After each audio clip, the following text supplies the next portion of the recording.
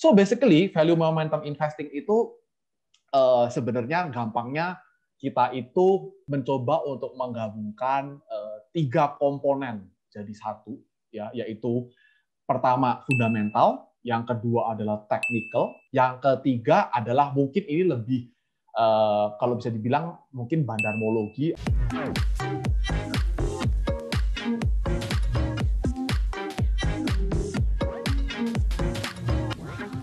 Halo Sobat Cuan, jumpa lagi di segmen wawancara atau interview cuap-cuap cuan. Tentunya kita akan menghadirkan narasumber-narasumber yang luar biasa di setiap segmen interview cuap-cuap cuan. Nah, hari ini kita kedatangan seorang narasumber yang merupakan institutional investor. Namanya adalah Lianto Sudarso, co-founder PT Wahana Tumbuh Investasi. Kita akan cari tahu lebih dalam soal salah satu strategi investasi yang namanya value momentum investing. Apa sih kelebihannya, kayak gimana sih caranya, dan siapa tahu ini cocok buat Anda. Oke, halo Lianto, apa Halo, kabar? halo, selamat sore Mbak Alin, baik. Baik, oke. Kita mau belajar nih dari seorang Lianto soal strategi investasi yang namanya value momentum investing. Boleh dijelasin nggak untuk Sobat Cuan nih secara gampangnya, sederhananya, value momentum investing ini apa sih?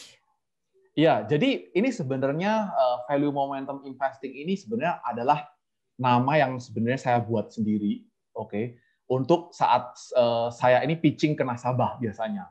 Nah, jadi kalau memang ditanya, loh, jadi Lianto ini perbedaannya apa sama mungkin fund manager lainnya begitu saat mengelola dana nasabah atau membantu untuk mengelola dana nasabah. So basically value momentum investing itu sebenarnya gampangnya kita itu mencoba untuk menggabungkan tiga komponen jadi satu, ya, yaitu pertama fundamental, yang kedua adalah technical, yang ketiga adalah mungkin ini lebih kalau bisa dibilang mungkin bandarmologi, atau mungkin saya melihat ini sih pergerakan barangnya yang ada di pasar itu bagaimana gitu. Nah, jadi memang kalau mungkin seperti judul buku saya yang terbaru ya, Fundamental versus Technical, which side are you in, itu di sana saya juga dengan partner saya juga menuliskan tentang value momentum investing itu sebenarnya berdasarkan 6 pilar yang kita coba, yang kita bungkus namanya itu tacuan analisis gitu. Jadi tacuannya itu TACUAN itu bukan hanya cuma kepanjangan, tapi itu ada singkatannya juga begitu. Nah, itu. Apa tuh? Nah, jadi T-nya itu kalau buat tacuan analisis ya, T-nya itu pertama the management of the company. Oke. Nah, terus habis itu A-nya itu annual report of the company, jadi talking about the apa namanya, laporan keuangannya obviously. Dan terus C-nya itu adalah candlestick pattern. Nah, jadi kita mau lihat nih, kalau udah C ini udah masuk ke technical nih. Nah, terus habis itu U-nya adalah universe of support and resistance. Jadi kita tahu nih dia lagi di support atau lagi di resistance atau bagaimana. Nah, udah masuk ke A dan N, ini kita lebih melihat polanya itu barangnya atau sahamnya itu, A-nya sendiri adalah accumulation and atau distribution, dan N-nya adalah name of stock brokers. Nah, tapi mungkin nanti ke belakangnya kalau udah bursa efek udah nggak ada lagi nama brokersnya, mungkin A dan M-nya itu harus dihapuskan ya. Tapi nggak begitu masalah sih, karena itu kan paling terakhir. Yang paling terakhir ya, dua paling terakhir begitu. Oke, tacuan sendiri ini ada filosofisnya ya. Ta tuh Yoi. besar katanya, cuan ya cuan besar. Iya, begitu. Jadi memang tujuannya itu kenapa kita buat ini ya, karena kalau kita di KPD ini kan kita ada namanya cost of fund ya, atau satu barrier entry, atau bukan earning, atau capital gain barrier yang kita harus dikasih ke nasabah terlebih dahulu sebelum nantinya pastinya ada pembagian hasil dan lain sebagainya. Nah, jadi basically memang saya harus membuat saham-saham mereka dalam 1 tahun itu bagaimana beat the market, bisa mungkin 30-40, kalau misalnya kayak tahun 2020 mendukung ya bisa puluhan sampai ratusan persen gitu. Tapi kalau kondisinya sudah sekarang kan agak berbeda gitu. Jadi memang we need to generate the profit yang gede sih, tapi memang dalam waktu 1 tahun begitu. Oke, dengan value momentum investing ini bisa beat the market. Selain bisa beat the market kalau memang dieksekusi atau diimplementasikan dengan benar, apalagi sih alasan-alasan kenapa metode ini layak dipertimbangkan?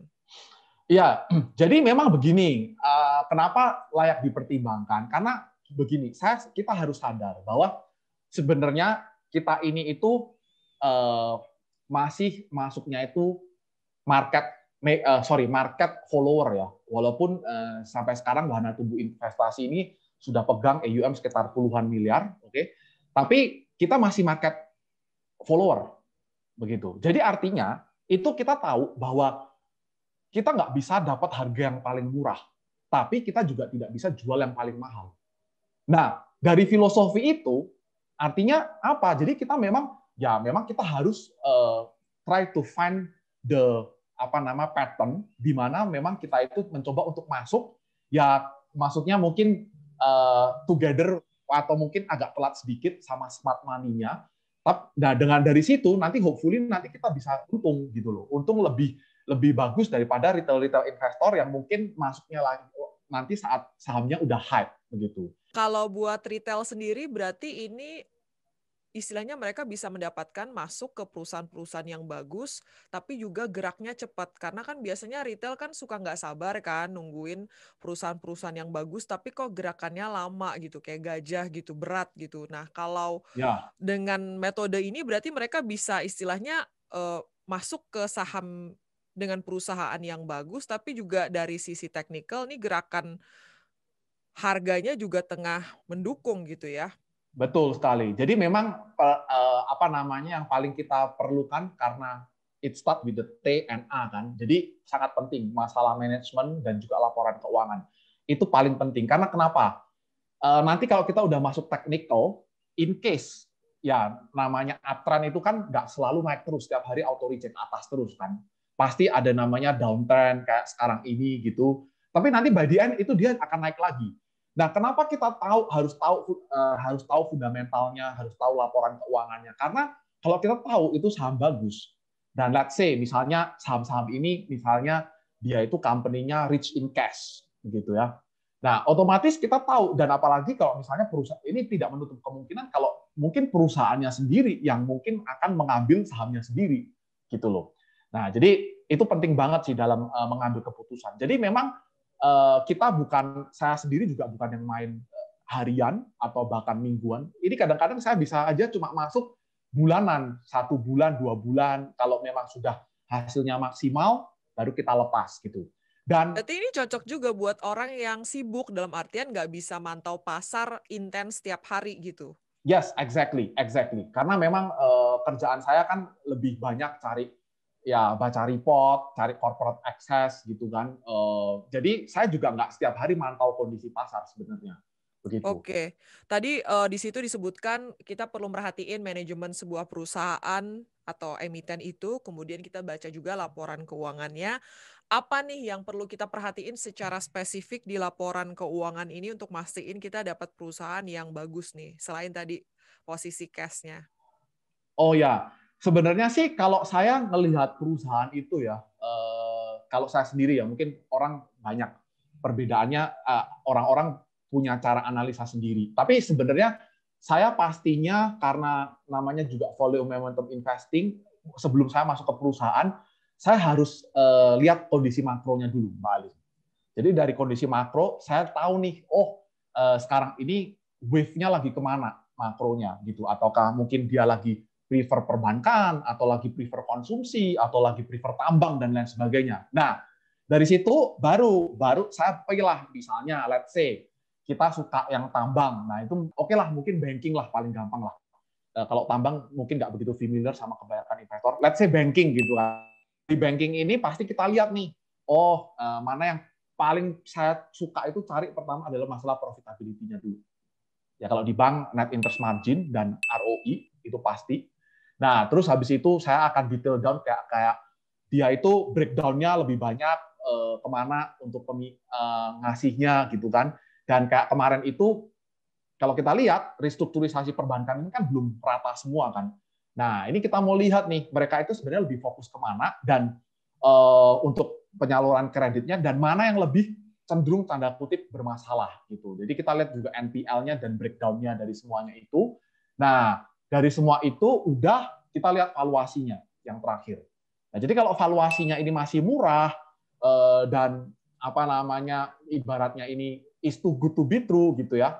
Kalau perbankan kita masih pakai price to book value begitu ya. Nah, itu pasti ini udah saya watch list.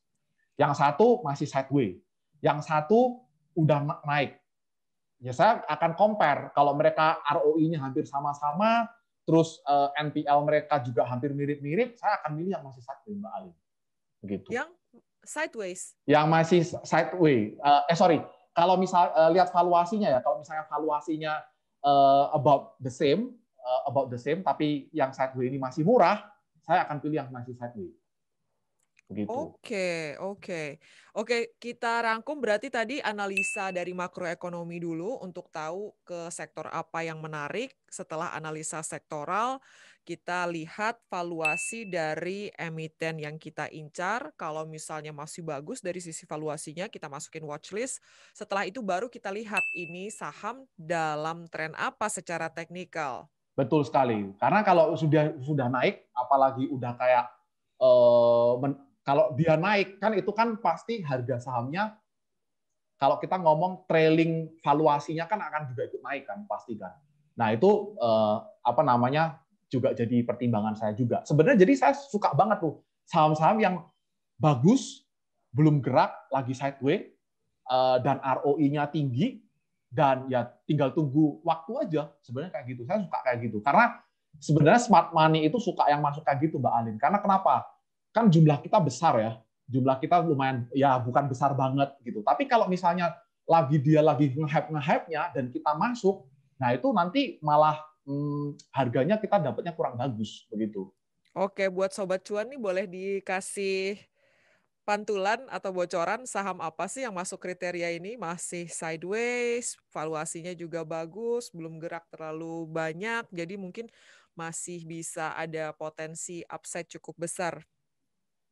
Ya, kalau sebenarnya kalau yang saya suka tahun ini itu salah satunya sebenarnya selain banking ya, I think this year itu juga adalah tahunnya telekomunikasi. Nah, jadi memang kalau kita lihat ceritanya, Story ya, apa nih? ya, jadi story-nya tuh penting banget nih. Jadi kalau kita lihat telekomunikasi sektornya dulu ya, kan orang-orang mikir tahun 2020 itu kan, oh ya betul sih, everybody needs pulsa gitu kan untuk WFA dan lain sebagainya. Nah, tapi yang orang nggak tahu itu adalah mereka itu kan daya beli masyarakat melemah. Orang-orang pada ini kan apa namanya daya belinya melemah, dan mereka itu kan marketnya oligopoli di telco sektor. Nah, mereka itu jadi bunuh-bunuhan sendiri, predatory pricing sendiri gitu loh. Nah, itu membuat revenue-nya mereka itu nggak bisa maksimal gitu. Nah, tapi yang penting saya bisa kasih clue adalah sektor manapun yang bisa ngasih nanti saat daya beli masyarakat mulai membaik, itu yang akan jadi winner tahun ini. Itu menurut saya. Nah, balik lagi ke termasuk consumer yang lagi lagging. Nah, kalau consumer ini agak pedang bermata dua ya, karena begini sebenarnya. Kalau ngomong consumer itu, yes, memang lagi lagging, betul. Tapi at the same time, kalau saya bilang, saya coba ngobrol-ngobrol sama beberapa fund, itu mereka ada sebenarnya juga memang lagi mencoba untuk mempersiapkan uang untuk kalau misalnya sampai IPO-nya Gojek sama Tokopedia, itu bisa jalan. Jadi itu kan jadi proksinya consumer. Jadi mereka nggak usah beli yang konsumsi lagi gitu loh. Jadi mereka tinggal aja beli itu IPO Tokopedia sama si Gojek. Itu kan proksinya consumer. Nah kayak gitu. Itu salah satu yang membuat kenapa dia nge-lag gitu loh. Okay. Nah tapi kalau misalnya sampai IPO-nya ditunda, itu pasti jadi ini lagi apa namanya? Pasti uangnya balik lagi ke sektor consumer begitu. Nah by the way, tapi kan itu masih nanti ya, kuartal 4 2021 kalau misalnya itu terjadi kan. Nah, balik lagi ke tadi, ke sektor yang telco gitu. Jadi tahun ini kita tahu daya beli akan mulai membaik, pemerintah pun memberikan pulsanya itu udah nggak banyak yang gratis ya, tahun lalu banyak yang gratis. Itu juga menekan mereka gitu. Nah, Dan yang menarik lagi, ini yang saya paling suka nih. Di Omnibus Law, kalau kita semua fokus masalah lapangan pekerjaan dan lain sebagainya. Nah, tapi Omnibus Law itu juga menguntungkan sektor telco. Salah satunya, mereka boleh sharing tower. Mereka juga boleh konsolidasi. Dan price war di antara mereka itu diatur. Price cap limitnya di atas sama price cap limitnya di bawah. Jadi itu akan menguntungkan mereka.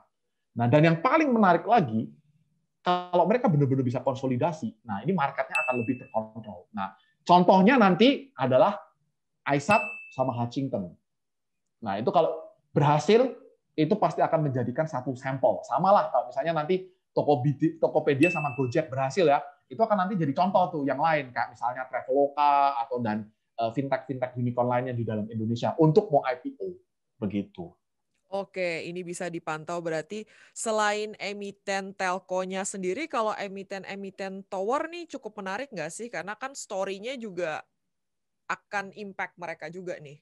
Ya, kalau menurut saya karena telco tower ini kan udah naik tahun lalu ya. Tapi saya lebih suka sekarang ini sih telco company-nya sendiri daripada yang tower-toweran itu. Begitu. Karena saya juga lihat dari pergerakan harga teknikalnya itu kan juga lumayan tinggi kan. Oke, kalau gitu selain perbankan dan telco, sektor apa lagi nih menurut Lianto yang ini tuh story-nya cukup kuat untuk 2021? I think yang cukup menarik lagi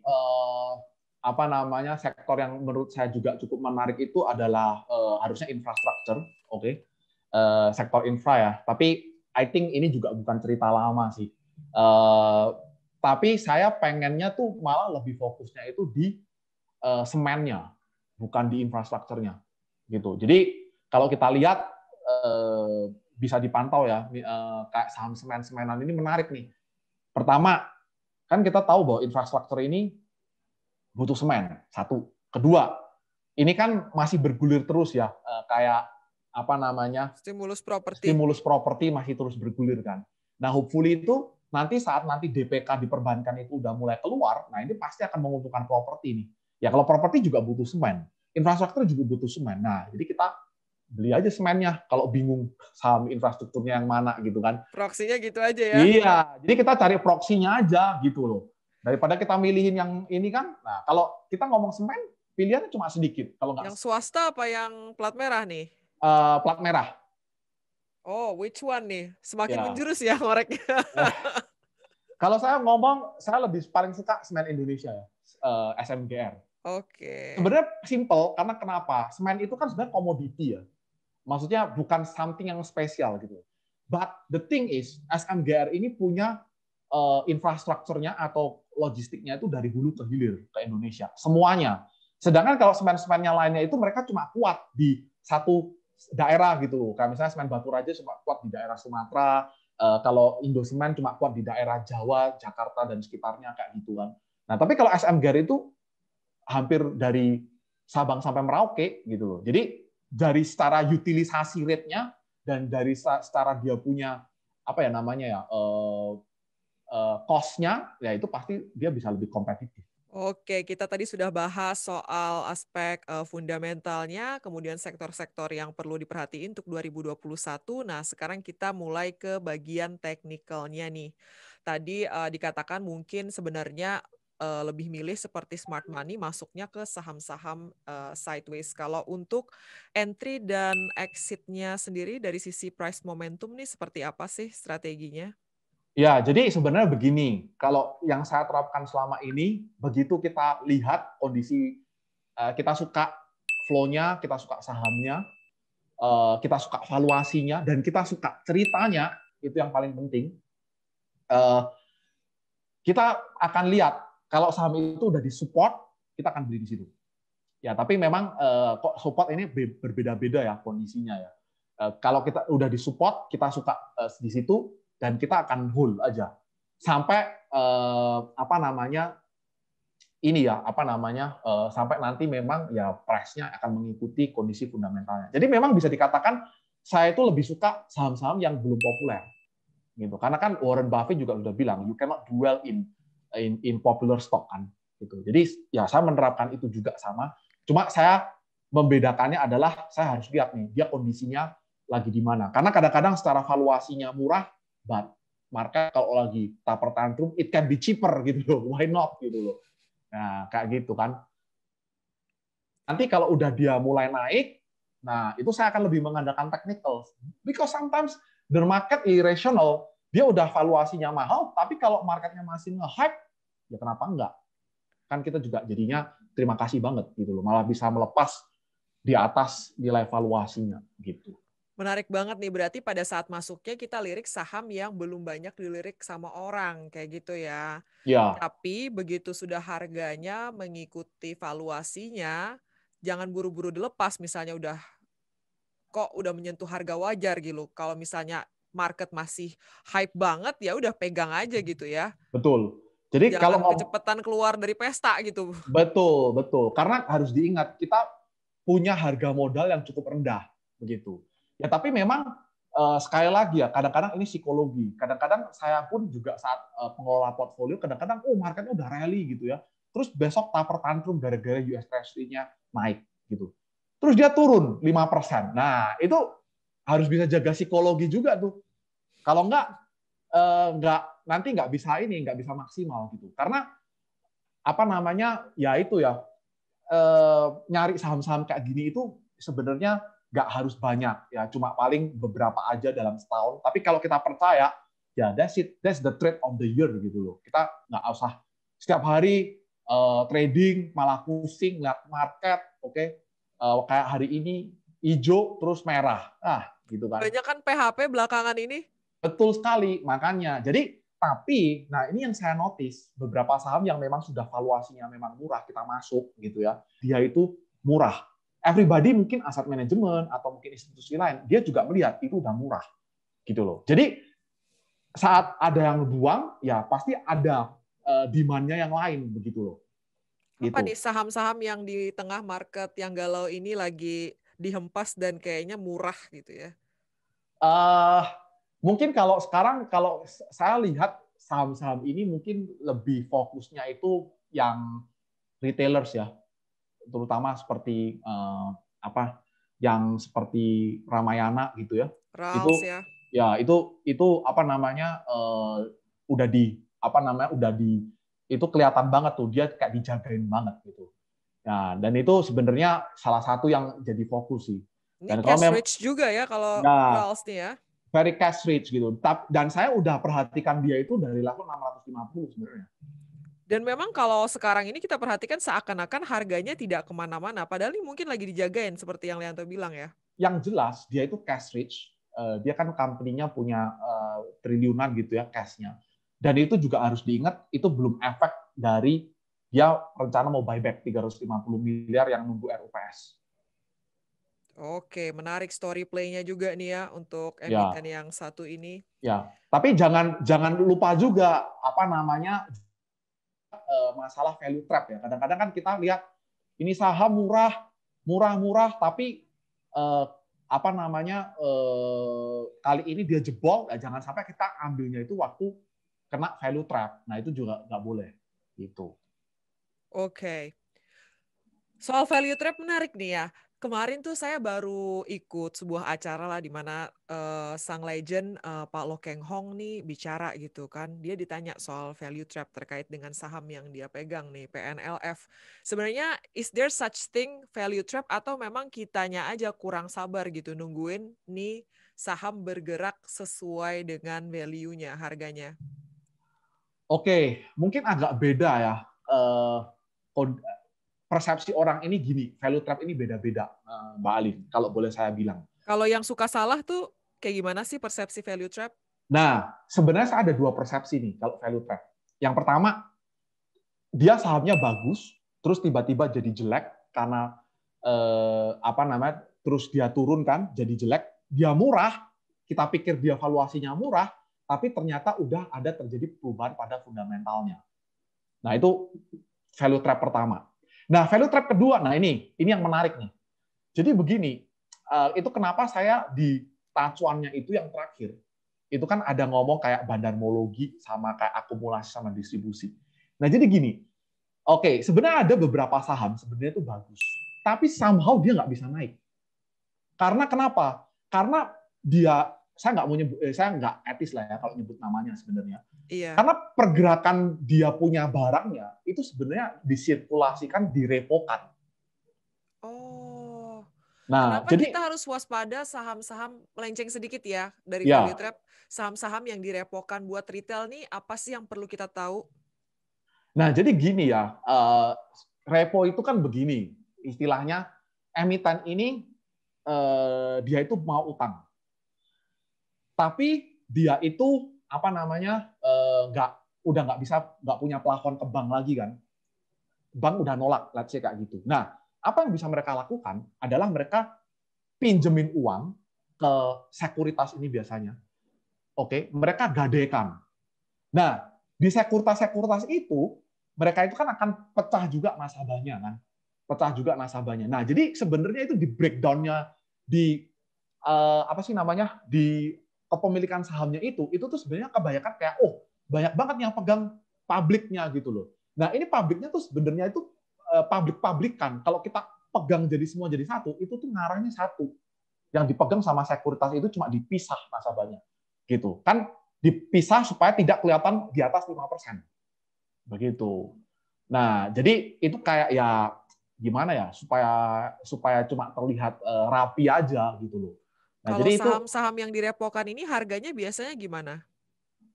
saham-saham di repokan ini tuh dia itu biasanya kalau naik dia langsung cepat turun. Nah, apalagi kalau saya ada pengalaman ngatasin beberapa repo dan dia gagal bayar. Jadi kalau gagal bayar itu kan sahamnya akan dikasih ke yang peminjemnya kan, karena kan yang digadaikan sahamnya. Jadi setiap kali ada sentimen bagus pun, dia pasti akan ditimpuk. Karena pemegangnya ini mau keluar. Kan percuma kita pegang saham. Saham harus jadi cash buat mereka. Gitu. Nah, itu jadi salah satu ciri-cirinya. Oh, Gitu. jadi istilahnya begitu ada sentimen bagus, harganya baru naik sedikit, retail beli, udah diguyur lagi karena yang Yes, punya saham ini mau keluar dari situ, mau exit gitu ya. betul. Jadi emiten yang tidak bisa bayar utang, jadi pemegangnya itu ya udah ya lepas di pasar kan, begitu. Kesempatan. Wah, asik banget ya untuk belajar ini. Makasih loh, Lianto, jadi tahu saya ya. Iya, Tapi is there any way retail-retail tahu saham mana yang direpoin? Atau kita cuma bisa nebak-nebak buah manggis doang nih sebenarnya? Oke, sebenarnya ini agak susah ya, karena sebenarnya ini memang kan agak classified information gitu ya, karena uh, tapi biasanya begini, kalau kita institusi atau mungkin kita yang apa namanya, kalau ke corporate access, nah mungkin gini, paling gampang bisa gini deh, kalau ada company presentation, mereka itu biasanya kan nampilin tuh yang terakhir, breakdown pemegang saham itu siapa aja. Biasanya, it's not necessary, it's not a must, tapi biasanya. Nah, mereka kalau breakdown, asuransi berapa persen, dana pensiun berapa persen, mungkin kalau dia BUMN pemilik negaranya berapa persen, nah itu berarti oke gitu loh. Dan juga begini ya, saya juga nggak begitu demen sama saham yang kepemilikannya itu atas nama perorangan. Apalagi kalau controlling shareholder-nya udah kalah. Nah, itu saya juga nggak suka. Berapa bagus pun dia punya saham, nilai valuasinya murah banget, atau mungkin price to book value 0,1, Mbak Alin, saya juga nggak suka. Oke, berarti sebenarnya lebih cari yang pemegang sahamnya institusi ya? Ya, kayak institusi, atau mungkin yang pasti controlling shareholder-nya masih ada di sana, tapi kalau ada publiknya ini, publiknya publik beneran gitu loh, bukan publik yang dipecah-pecah gara-gara repo gitu loh. Wah, dari ngomongin value trap kita dapat banyak banget pengetahuan nih. Berarti udah bener ya 2 tipe value trap tadi ya, udah sampai Betul. selesai nih berarti kita bahas ya. Oke, kemudian tadi untuk menghindari value trap kita tahu fase-fase nih saham lagi peak atau true, lagi fase akumulasi atau distribusi. Nah, tadi kan selama ini mungkin retail-retail numpang cuan dari kode broker. Sebentar lagi mau dihapus. Nah, kayak gimana? Is there any way nih retail-retail tetap bisa tahu saham ini dalam fase apa tanpa memperhatikan atau ketika informasi kode brokernya ditutup? Iya, jadi kalau menurut saya kode broker itu kan seperti angin lewat gitu ya. Maksud saya kalau kita di hutan gitu tuh seperti angin gitu loh. Jadi ya kalau investor yang benar pun tanpa ada arah mata angin itu kan kadang-kadang masalah kode broker ini kan jadi wah hari ini kita trading apa gitu ya. Nah, itu MG nih gitu, numpang gitu kan.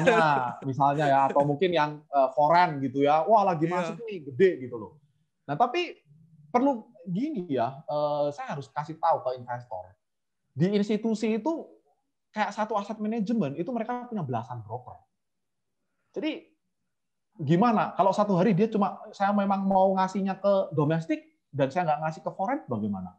Padahal Gitu. institusi juga yang masuk ke saham itu Iya, gitu ya. sama gitu. Jadi menurut saya walaupun itu udah dikurangin, udah nanti misalnya nggak ada, toh anyway juga di negara lain nggak ada gitu ya, cuma baru Indonesia aja setahu saya yang ada kayak gini. Menurut saya yang paling penting ya balik lagi back to the basic. Ya, Anda harus tahu kenapa Anda mau beli saham ini. Gitu. Ya jadi memang paling penting itu sebenarnya ya TA-nya itu, TA-nya itu, manajemennya sama annual report-nya, sama valuasinya itu paling penting dulu. Gitu. Corporate governance-nya ya Yes, itu diperhatiin. paling penting banget gitu. Oke. Gitu. Kemudian tadi udah sempat disinggung sedikit. Ini biasanya kalau momentum investing ini juga memperhatikan untuk cross asset analysis ya. Salah satunya ini yang mempengaruhi banget pasar equity atau saham kan yield dari US Treasury. Nah, sebenarnya seperti apa sih untuk kita bisa apa ya? Gimana kita tuh biar nggak abai soal faktor-faktor kayak gini nih? Oke, kalau ini kan lebih eksternal ya, eksternal faktor kalau menurut saya Mbak Alin. Ini eksternal faktor dan memang kita sebenarnya nggak bisa ngelawan juga kalau itu ada eksternal faktor. Let's say tonight ya, ini touch wood dulu nih. Misalnya tiba-tiba Trump memutuskan perang dengan China, ya bubarlah besok semua juga pasti auto reject bawah, gitu kan? Nah, tapi kan ini eksternal faktor sifatnya. But again, menurut saya, nah ini sangat penting ya. Menurut saya, makanya itu saya sebelum tadi memilih saham itu, saya mau tahu nih flow-nya bagaimana. Ke emerging market-nya lagi ada flow nggak? Atau asingnya lagi lebih suka keluar daripada masuk ke emerging market-nya. Itu kan satu. Nah, tapi selain itu, contoh seperti kenaikan US Treasury ini. Nah, ini kita tinggal lihat sebenarnya ini tuh sifatnya itu lebih jangka pendek atau memang ini jangka panjang. Begitu. Nah, ngomong-ngomong masalah US Treasury, Jangka panjang apa jangka pendek sebenarnya? Apa akan terus ya, menghantui kita sampai beneran naik itu suku bunga acuan di Amerika? ya, jadi sebenarnya begini ya. Nah, ini yang kita akan bahas kan. Menurut saya itu jangka pendek. Karena begini, Powell juga udah bilang dia akan menahan suku bunga sampai nanti tahun 2022 atau bahkan 2003 untuk yang apa namanya untuk suku bunga rendah kan. Nah, tapi memang, nah ini kita harus ingat ya, ini sebenarnya adalah balasan apa yang terjadi pada tahun 2020 menurut saya. Nah, kenapa? Tahun 2020 kan banyak tuh investor corona nih. Wah, masuk IHSG-nya lagi naik kan, everybody happy. Tapi perlu diingat, IHSG naik dan semua pasar saham naik itu mendahului real sektornya. Itu adalah anomali. Nah, ini kebalikan. US Treasury itu sebenarnya harusnya naik saat the Fed-nya udah mau kasih tanda-tanda naikin suku bunga. Tapi ini kebalikan kan, dia bereaksi terlebih dahulu sebelum US-nya itu naikin suku bunga. Gitu. So it is the same gitu, kayak reverse aja gitu loh. Kalau tahun 2020 ngefeknya ke saham dulu, tahun ini ngefeknya ke US Treasury yang nyedot likuiditas gitu. Nah, tapi begini, kita harus tahu. Jadi kapan The Fed akan naikin suku bunga kira-kira? Kan The Fed punya 3 indikator yang paling penting untuk dia naikin suku bunga. Pertama, inflasi. Kedua, klaim pengangguran. Yang ketiga, unemployment rate. Nah, tapi dia udah bilang juga, inflasinya ini tuh dia akan apa namanya tolerate kalau misalnya di atas 2%. Kan? Nah, artinya ini udah nggak begitu penting buat The Fed. Jadi, mana yang paling penting? Menurut saya yang paling penting adalah unemployment rate-nya Amerika. So, it means kalau kita sekarang kan unemployment rate-nya Amerika ini kan sekitar 6%. Targetnya The Fed itu kan sekitar 4,7.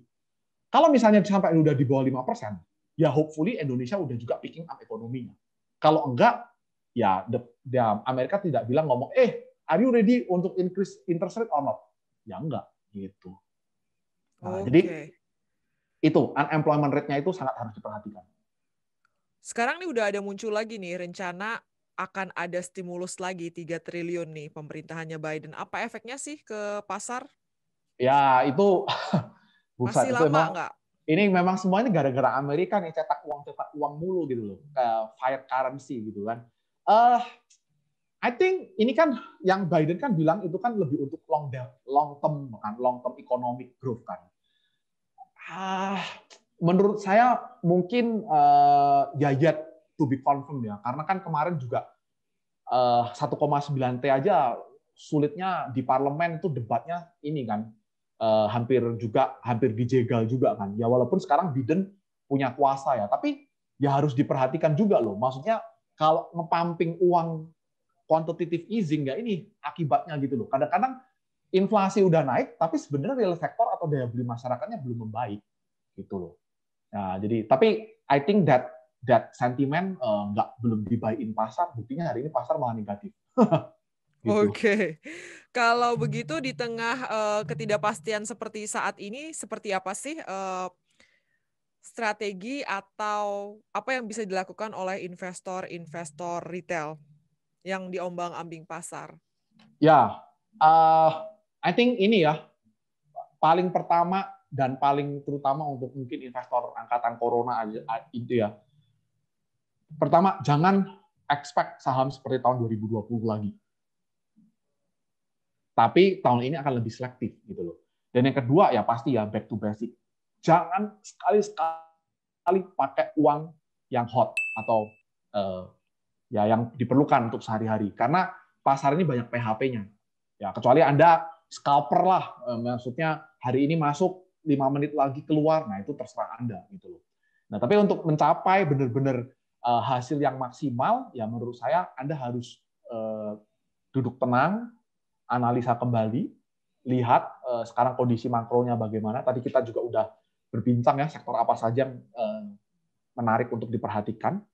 Dan dari situ ya ini apa namanya tinggal diluangkan aja, tinggal dialokasikan aja. Sama aja seperti saya sebenarnya Mbak Alin. Kalau saya juga punya dana pribadi, kalau nggak ada yang under value, saya nggak akan masuk. Gitu aja. Gitu. Oke.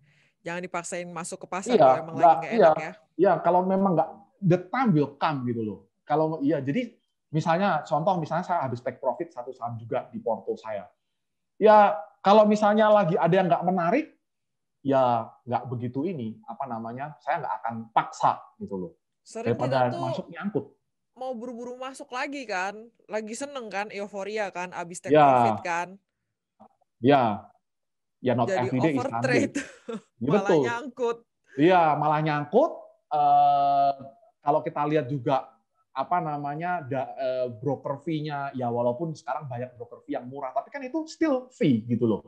Dan apalagi I don't know if kalau investor itu pernah notice ini atau tidak gitu. Saat Anda udah cut loss dan Anda mau membalikan uang Anda ke posisi equity awal, itu return-nya yang perlu dicapai itu lebih banyak loh. Contoh paling gampang. Anda cut loss dari 100 juta ke 50 juta gitu kan. 50% kan itu cut loss-nya kan. Iya. Anda mau balikin lagi ke 100 juta, Anda harus untung 100%. Itu ekstrimnya ya. Anda harus Betul. untung 100%. Bisa nggak untung 100%? Itu. Jadi lebih baik mitigasi risiko sih ya, Iya, timbang-timbang dulu risikonya. betul gitu. Oke, Jadi, pesan terakhir nih sebelum kita menutup podcast cuap-cuan hari ini. ya, ya mungkin pesan saya sih ini ya, ya menurut saya memang ini cara saya untuk analisa pasar. Mungkin ada yang cocok, mungkin ada yang enggak begitu. But we cannot satisfy everybody. Tapi intinya adalah yang penting adalah begini. Setiap Anda membeli saham, oke, membeli saham, Anda harus ingat dulu kenapa Anda membeli saham itu. Saya juga pernah loh beli saham terus habis itu gara-gara ini turun 30%. Kenapa saya membeli saham itu? Back to basic again. Why you buy that stock? Gitu kan. ya jadi memang teknikalnya udah murah, dia bisa murah lagi gitu. Sometimes we cannot control that gitu loh. Nah, tapi kalau kita balik lagi ke basicnya, TA-nya, TA-nya itu ya, itu paling penting tuh, manajemen sama annual report-nya company-nya. Kalau Anda back to itu, Anda eventually akan cuan. Yang tadi yang portfolio itu ya akhirnya dia saya cuan puluhan % jadinya. Tapi ya nunggu 2 bulan, 2,5 bulan gitu. Kalau udah tahu barang apa yang dipegang, bagusnya kayak gimana, dan kita belinya di harga murah, jadi meskipun saat itu harganya lagi dibawa turun, ya kita tetap, istilahnya tetap ada ketenangan lah ya. Yes, but ya, dan kita harus ingat, there is no way kita itu sebagai mostly market follower untuk dapat paling murah atau jual paling mahal. Itu harus juga disadari. Suka banyak yang nyesel ya, keburu kecepatan ambil cuan. Ya, gitu. Ya itulah. Masuknya pas udah naik gitu kan. Iya. Ya, dan mungkin yang terakhir menurut saya, try untuk think out of the box. Jangan, nah ini menurut saya, personally buat saya, kalau itu berita udah ada di media, berarti udah terlambat. Begitu. Begitu ya, Sobat Cuan. So, you need to find out, sebelum dia keluar di berita, ini ada udah tanda-tanda ke arah sini belum? Kayak gitu. Itu baru bisa dapat untung. Nyari taunya dari mana tuh? Dari forum-forum, Telegram group, apa gimana? Grup-grup trading? Ya sebenarnya harus ini ya, sering suka baca report, baca dia trennya dia gitu. Nah, tapi yang paling penting gini sih sebenarnya. Contoh, ini saya kasih contoh aja ya. Contoh, perbankan itu kan adalah salah satu sektor yang paling suka ngasih company presentation every month. Oke, every month kan. Nah, kayak kemarin kalau kita tahu mereka itu kan banyak restrukturisasi utang dan lain sebagainya sampai babak belur kan.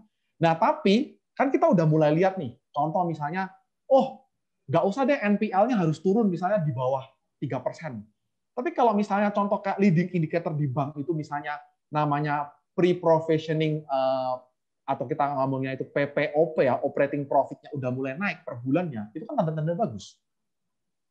Gitu. Itu contoh, itu leading indikator kalau di perbankan. Ya kalau misalnya di retail sektor, ya mungkin kayak misalnya kita lihat inflasi udah mulai picking up, terus contoh paling gampang nih, ini paling gampang nih. Kenapa saya juga suka sektor retailers? Lihat aja bad occupancy virus corona udah mulai turun. Terus bad occupancy rate atau tingkat investor punya pasien yang ada di rumah sakit kan udah turun juga kan. Iya. Jadi bad occupancy rate-nya turun kan. Nah, itu kan berarti kan ada tanda-tanda kalau ya mungkin kali ini tidak ada larangan untuk mudik gitu loh. Walaupun ya mungkin nanti masih ada dibatasi dan lain sebagainya. Gitu. Nah, itu kan udah tanda-tanda gitu. Nah, jadi sebelum dia bereaksi dan kita lihat harga sahamnya masih menarik nih, masih valuasinya oke, ya udah. Eksekusi teknikal bagus, masih sideways, dia belum naik begitu tinggi banget, ya udah. Gitu. Jadi leading indikator seperti itu tuh yang harus dicari. Tapi memang beda sektor, beda company, ya beda leading indikator gitu. Iya, tugas kita untuk belajar terus dan melakukan riset. Terima kasih Lianto Sudarso sudah berbagi bersama Sobat Cuan di podcast Cuap-Cuap Cuan. Sukses selalu, salam sehat. Thank you. Bye. Ya, terima kasih Mbak Alin. Terima kasih. Sorry, thank you. Ya, itu tadi interview kita dengan Lianto Sudarso terkait dengan salah satu strategi investasi value momentum investing. Kalau cocok bisa diaplikasikan dan semoga bisa membantu teman-teman semua untuk meraih cuan yang lebih banyak lagi. Podcast Cuap-Cuap Cuan ini bisa Anda saksikan tak hanya di Spotify tapi juga di Apple Podcast dan juga di Google Podcast. Saya Alin Wiratmaja undur diri, CNBC Indonesia Beyond Business. Bye!